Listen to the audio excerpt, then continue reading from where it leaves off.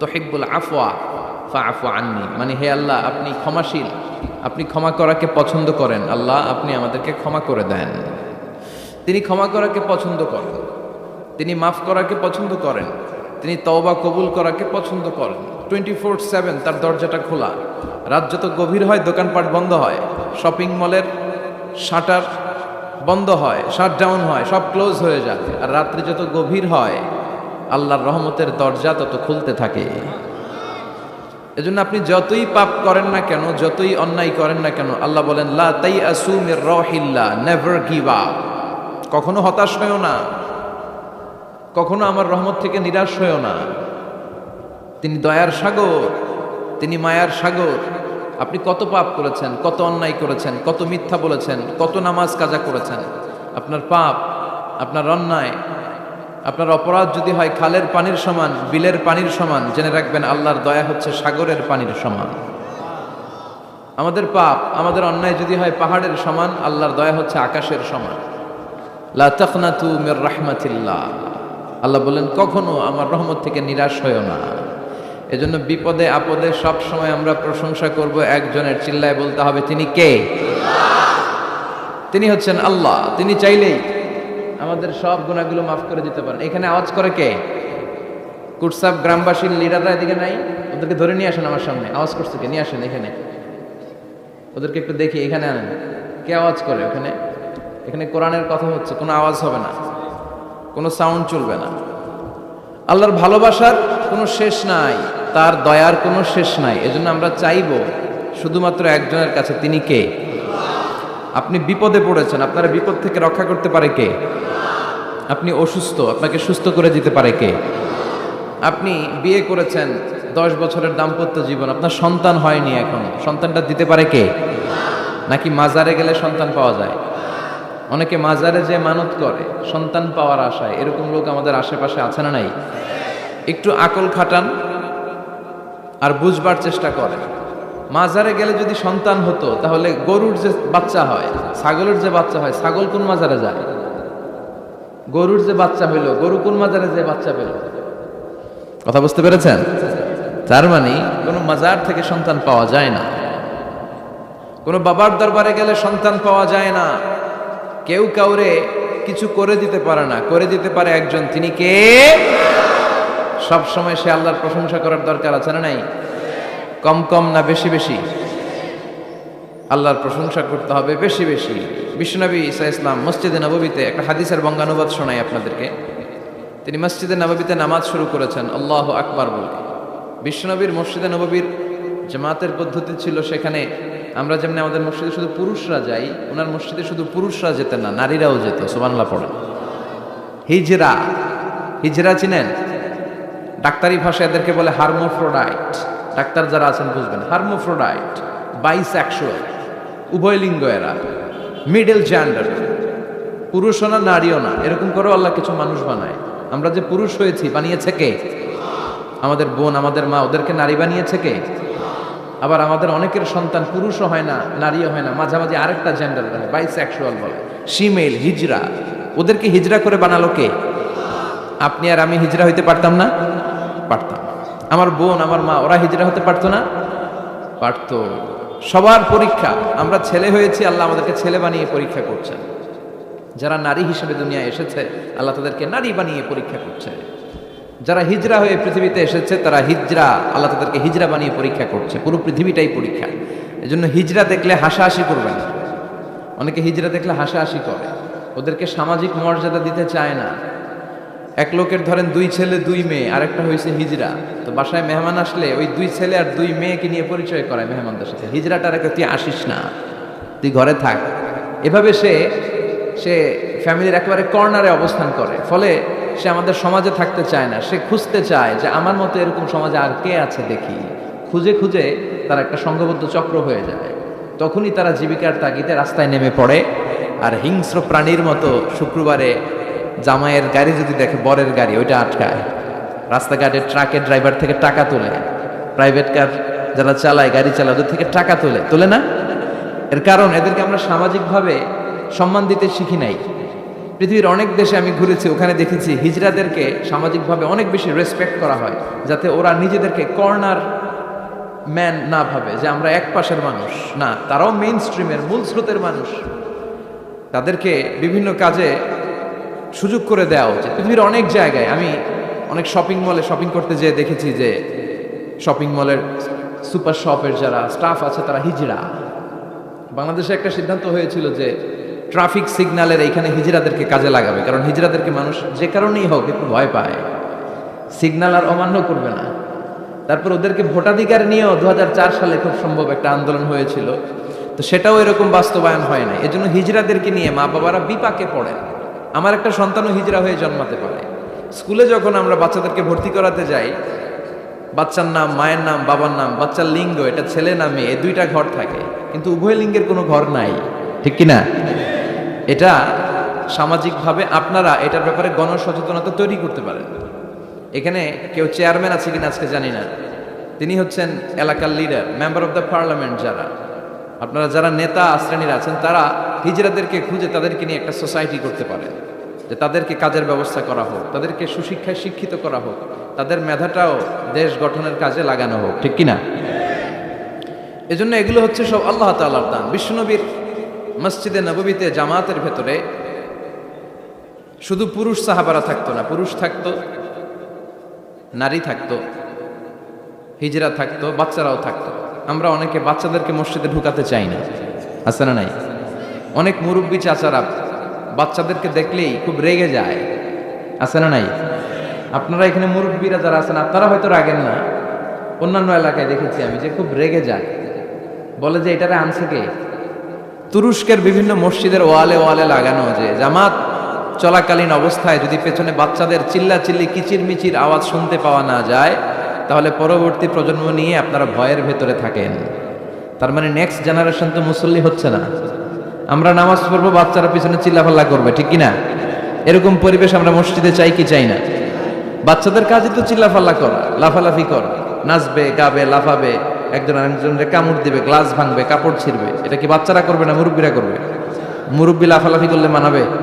কথা বলেন তো। বাচ্চাদের কাজ বাচ্চাদেরকে করতে দেন, আর সাথে করে মসজিদে নিয়ে যাবেন, বাবারা মসজিদে নিয়ে যাবেন, ওকে বুঝাবেন যে এটা আমাদের ইবাদত গাহ, এখানে বসে আমরা আমাদের স্রষ্টাকে ডাকি, এখানে দুষ্টুমি করা যাবে না।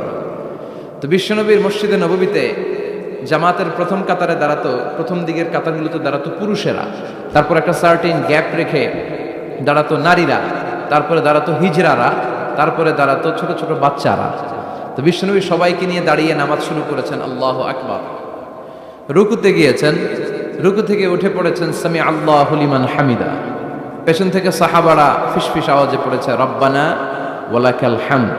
একজন সাহাবা অতিরিক্ত আরো 4টা তাসবিহ বাড়িয়ে পড়েছে, হামদান কাসীরান তাইয়িবান মুবারাকান ফি। সালাত শেষে বিশ্বনবী এই সাহাবাকে বললেন, সাহাবীদের দিকে লক্ষ্য করে বললেন যে তোমরা সবাই পড়েছো রব্বানা ওয়ালাকাল হামদ, কে জন্য বাড়িয়ে পড়েছো হামদান কাসীরান তাইয়িবান মুবারাকান ফি? এই 4টা তাসবিহ কে পড়েছো? এটা তো আমি শিখাই নাই, তুমি পেলে কই? কেউ দাঁড়ায় না, ভয়ে। বিশ্বনবী অভয় দিলেন, ভয় পেও না, দাঁড়াও। একজন দাঁড়িয়ে বলল, ইয়া রাসূলুল্লাহ, আমি আল্লাহর তাসবিহ কম কম পড়লে আমার পোষায় না, আমার পড়তে মনে চাই বেশি বেশি, এজন্য আমি নিজ থেকেই 4টা তাসবিহ বানিয়ে পড়েছি। বিশ্বনবী বললেন, ভয় পেও না, তোমরা তো দেখোনি, আমি সালাতরত অবস্থায় দেখেছি বিদউ ওয়া সালাসুনা মালাইকা, তোমার এই 4টা তাসবিহর যে সওয়াব হয়েছে, এই সওয়াবটা 30 জনেরও বেশি ফেরেশতা কে কার আগে আল্লাহর আরশে পৌঁছে দিবে এ নিয়ে আকাশে প্রতিযোগিতা করছিল। এজন্য আল্লাহর প্রশংসা কি কম কম না বেশি বেশি? সব সময় আল্লাহর প্রশংসা করতে রাজি আছেন? সব জায়গায় প্রশংসা করতে রাজি আছেন? আসুন সে আল্লাহর জন্য আমরা আওয়াজ করে পড়ি আলহামদুলিল্লাহ। করেন রব্বানা লাকাল হামদ হামদান কাসীরান তাইয়িবান মুবারাকান ফীহি ইয়া রাব্বি লাকাল হামদু কামা ইয়ানবাগি লিজালালি ওয়াজহিকা ওয়া আযীমি সুলতানিকা লাকাল হামদু বিল ঈমান লাকাল হামদু বিল ইসলাম লাকাল হামদু বিল কোরআন। আল্লাহ সব সময় তোমার প্রশংসা যেন আমরা করতে পারি, তুমি তৌফিক দাও। আজকে আমরা যে বইটা থেকে কয়েক মিনিট কথা শুনবো, বইটার নাম কি? কোরআন আল কারীম। এটা এমন কিতাব যেই কিতাবে কোনো ভুল নাই, এসেই দেখি টেবিলের মধ্যে অনেক বালু ধুলা, কোরআনের ভেতরেও ধুলা বালি, এগুলো আপনার আগ থেকে পরিষ্কার করে রাখবেন। এগুলো হুজুরের জন্য রেখে দেয় যে মাহফিলের সব কাজ আমরা করছি, এটা হুজুরে করুন, এরকম আছে না নাই? তো ঠিক আছে, করলাম একটু কাজ, আর কোরআন পরিষ্কার করলে তো আরো ভালো। আল্লাহর কিতাবকে আমি একটু ক্লিন করে দিয়ে গেলাম। তো অ্যারেঞ্জমেন্টগুলো আপনারা খেয়াল রাখবেন। আর মাঝে মাঝে কোরআন এমন ছিঁড়ে পাড়া, এত পুরাতন কোরআন এনে দেয়, আজকেরটার অবস্থা মাঝামাঝি, অন্য জায়গায় এত ছিঁড়া পাড়া কোরআন দেয়, তো ওইটা নিয়ে বসাই কঠিন। পৃথিবীর সবচাইতে নন্দিত কিতাবটা আজকে নিন্দিত এবং অবহেলিত, যেটা আমাদের সফলতার কারণ, যেটা আমাদেরকে দুনিয়া আখেরাতে মুক্তির জন্য আল্লাহ পাঠিয়েছে, সেটাকে আমরা গুরুত্ব দেই না। এজন্য আমি বলি যে Quran is not for yourself, not for your bookshelf, Quran is for yourself. Quran আপনার বুক সেলফে রেখে দেওয়ার জন্য না, এটা আপনার জন্য, এটা তেলাওয়াতের জন্য এসছে। প্রতিদিন কোরআন তেলাওয়াত করতে হবে, একটি করে হলেও কোরআনের আয়াতের অনুবাদ করতে হবে। কোরআনে আল্লাহ কি বললেন জানার দরকার আছে না নাই? এই কিতাবটা নির্ভুল একটা কিতাব। এই কিতাব যদি কেউ পাঠ করে তাহলে সে মানুষের মতো মানুষ হবে, বিশ্বাস হয়? এই কিতাব যদি কেউ পাঠ করে তাহলে সে সুশিক্ষিত হবে, কারণ এই কিতাবের প্রথম কথা হচ্ছে পড়ো, পড়ে নিজের জীবন গড়ো, ঠিক কিনা? আল কোরআনের প্রথম বাণী পড়ো, আল হাদিসে নবীর কথা পড়ো। আল কোরআনের প্রথম বাণী পড়ো, আল হাদিসে নবীর কথা পড়ো। পড়ে পড়ে শেখো, শিখে শিখে তুমি তোমার নিজের জীবন গড়ো। সুবহানাল্লাহ পড়ে, পড়ো, পড়তে পড়তে নিজের জীবন গড়ো। তো এই কোরআন পড়লে সে সুশিক্ষায় শিক্ষিত একজন মানুষ হয়, সিভিলাইজড হয়, ভদ্র হয়, সভ্য হয়, মানুষের মতো মানুষ হয়। এই কোরআন এসেছে আমাদেরকে মানুষের মতো মানুষ বানাতে। কি বানাতে? আওয়াজ করে বলেন, আবার বলেন। এই কথাটার সাথে আপনারা পরিচিত না? বলেন। মুরব্বীরা আমাদেরকে বলেন না যে তুই মানুষের মতো মানুষ হ, এটা তো কমন কথা, ঠিক কিনা? তো কোরআন কিন্তু এসেছে আমাদেরকে মানুষের মতো মানুষ বানানোর জন্য। পৃথিবীতে মানুষের বড্ড অভাব। অনেকে বলতে পারেন হুজুর কি বলেন, 700 কোটি মানুষ আর আপনি কোন মানুষের অভাব? কোথাও গেলেই খালি মানুষ আর মানুষ, রাস্তাঘাটে মানুষ, এখানে মানুষ, ওখানে মানুষ, বিশাল লম্বা সিরিয়াল। এগুলো খালি চোখে আপনারা যা দেখেন এগুলো মানুষ না, এগুলো জনসংখ্যা। এগুলো কি? এজন্য বলা হয় বাড়ছে জনসংখ্যা কিন্তু কমছে মানুষ। বাড়ছে কি কিন্তু কমছে কি? মানুষের মতো মানুষ হওয়া খুব দরকার। কোরআন এসেছে আমাদেরকে মানুষের মতো মানুষ বানাতে। আমি প্রায় বলি যে গরুর পেট থেকে বেরোলে ওটা গরু হয়ে যায়, ছাগলের পেট থেকে বেরোলেই ছাগল, মুরগির পেট থেকে বেরোলেই মুরগি, কিন্তু মানুষের পেট থেকে বেরোলেই ওটা মানুষ হয় না, ওটার মানুষ করতে হয়, ওটার মানুষ বানাতে হয়, ঠিক কিনা? আবার ছাগল রে কেউ কোনোদিন বলে না যে তুই ছাগলের মতো ছাগল হ, বলে?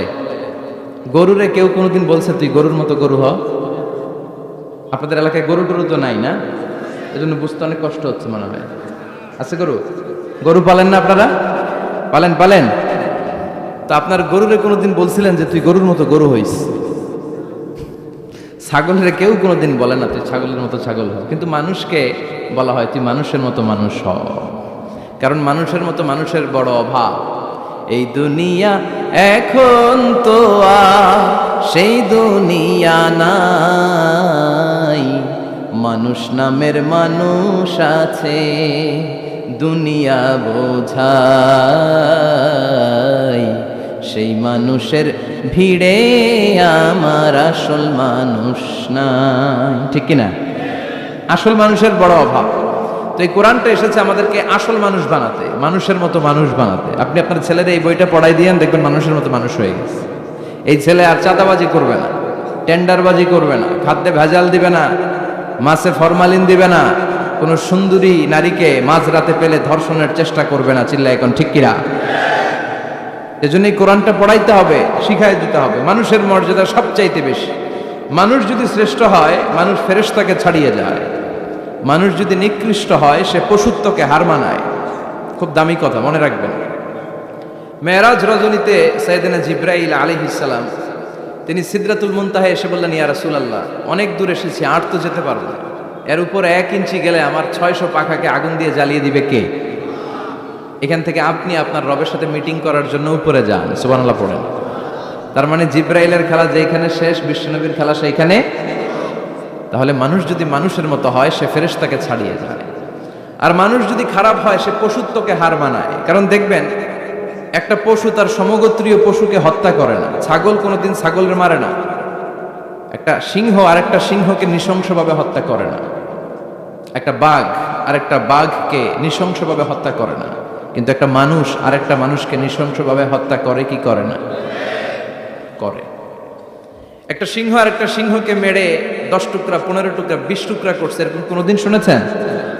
কিন্তু একটা মানুষ আরেকটা মানুষকে শুধু নৃশংসভাবে হত্যাই করে না, হত্যা করে 10 টুকরা, 15, 20 টুকরা করে বস্তাবন্দি করে ক্ষেতের মধ্যে ফেলে দিয়ে আসে, এরকম ডাকাত আছে না নাই? মানুষ জনপদের পর জনপদ আগুন জ্বালিয়ে ছারখার করে দেয়, উপর থেকে বোমা মেরে শহরগুলোকে জ্বালিয়ে দেয়, আছে না নাই? আপনারা হিরোশিমা নাগাসাকির কথা শুনেছেন।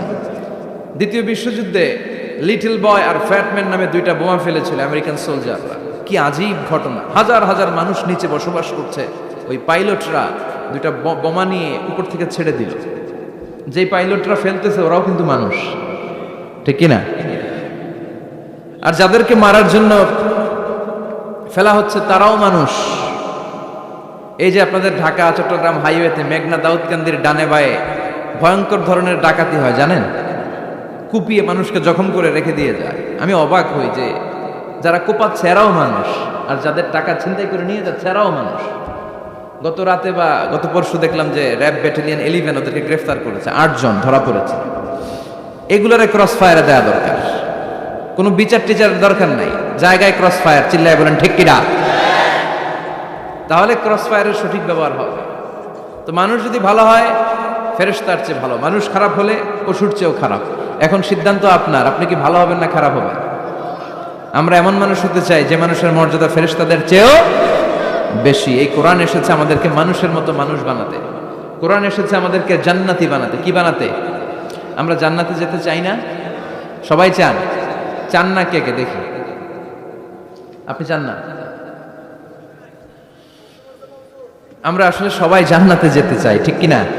মালিক তুমি জান্নাতে, তোমার পাশে আমায় একটি ঘর বানিয়ে দিও, একটি ঘর বানিয়ে দিও সে বিভীষিকাময় মহাদিনে, তোমার প্রতিবেশী করে নিও। মালিক তুমি জান্নাতে, তোমার পাশে আমায় একটি ঘর বানিয়ে দিও, একটি ঘর বানিয়ে দিও। পড়েন আমিন। তাহলে আমরা সবাই চাই জান্নাতে যেতে। কই যেতে? আমাদের আসলে টার্গেটই তো ওইটা। প্রত্যেকের একটা টার্গেট থাকা চাই না? আমাদের টার্গেটই এই যে আল্লাহর সন্তুষ্টি অর্জনের মধ্য দিয়ে আমরা কই ঢুকতে চাই। আর জান্নাতে যারা ঢুকলো তারা সফল, এই ঘোষণাটা কার? চিল্লায় বলতে হবে কার? রব্বুল আলামিন বলেন, লা ইয়াস্তাওয়ি আসহাবুন নারি ওয়া আসহাবুল জান্নাতি, আসহাবুল জান্নাতি হুমুল ফাইজুন। সুবহানাল্লাহ। আল্লাহ বললেন, যারা জান্নাতে যাবে আর জাহান্নামে যারা যাবে তারা কখনো সমান হতে পারে না, তাদের মর্যাদা কশিনকালেও এক হতে পারে না। যারা জান্নাতে ঢুকতে পারবে তারাই সফল। যারা জান্নাতে ঢুকতে পারলো তারাই। ফামান যুহজিহা আনিন নারি ওয়া উদখিলাল জান্নাতা ফাকাদ ফাজ ওয়া মাল হায়াতুদ দুনিয়া ইল্লা মাতাউল গুরুর। আল্লাহ বললেন, যারা জাহান্নাম থেকে মুক্তি পেল, জান্নাতের সার্টিফিকেট পেল, তারাই হলো সফল, ঠিক কি না? এটাই তো সফলতার মানদণ্ড হওয়া উচিত। আমি জাহান্নাম থেকে মুক্তির ঘোষণা পেলাম, আমি চিরস্থায়ী শান্তির জায়গা জান্নাতে ঢোকার অনুমতিপত্র পেলাম, আর কিছু লাগে? কথা কন। আমরা সবাই কই যেতে চাই? আল্লাহ বলেন, the people of paradise and the people of hellfire never be equal. The people of paradise gained the ultimate success in life. যারা জান্নাতে যাওয়ার অনুমতি পেল তারাই সফল। আমরা সেই সফল মানুষ হতে চাই, ঠিক কিনা? আমরা সবাই জান্নাতে যেতে চাই। আসলেই চান তো? শুধু কথায় না কাজেও? কাজেও সেটার প্রমাণ দিতে হবে।